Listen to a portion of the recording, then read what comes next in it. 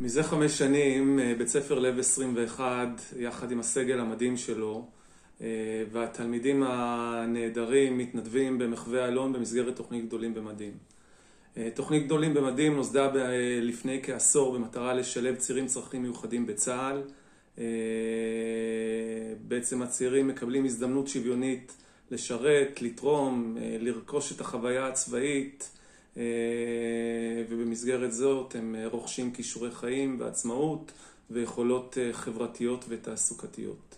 השילוב שלהם ביחידה תרם רבות לחיילי היחידה שפתאום זכו להזדמנות הזאת להכיר את האחר, להוביל אותם, לחנך אותם.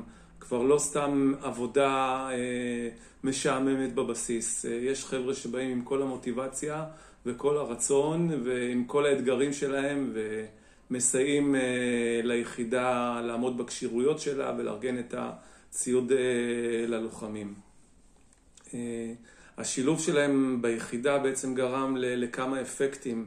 החיילים שליוו אותם הם גם השכנים שלהם בכפר, ובעצם מאותו רגע הצעירים שלנו השתלבו ביחידה, זה אומר שגם הכפר התחיל לקבל אותם אחרת, ומצאנו אותם מהר מאוד משולבים בתעסוקה בכפר, ושבכפר חוגגים להם את השמחה הזאת להיות חלק מכולם.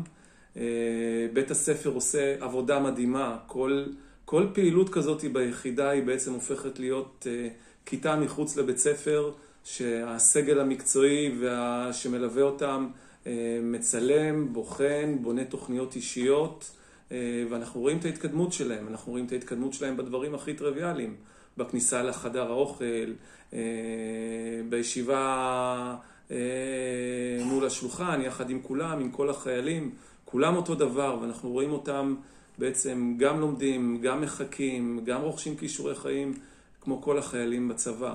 אנחנו רואים אותם גם לומדים את המושגים בעברית, פקודות, משימות, הם על מדים, הם כמו כולם, קשה מאוד להבחין מי שונה.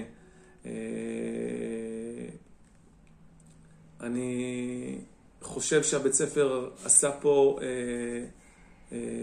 כברת דרך משמעותית בניצול של הפלטפורמה הזאת של גדולים במדים והיחידה הצבאית, ואנחנו רואים את ההישגים בכל צעיר שכמו שהוא נכנס לפני 5 שנים לתוכנית, והיום מה עבר עליו ולאן הוא התקדם. פשוט מקסים. אז תודה רבה לכם.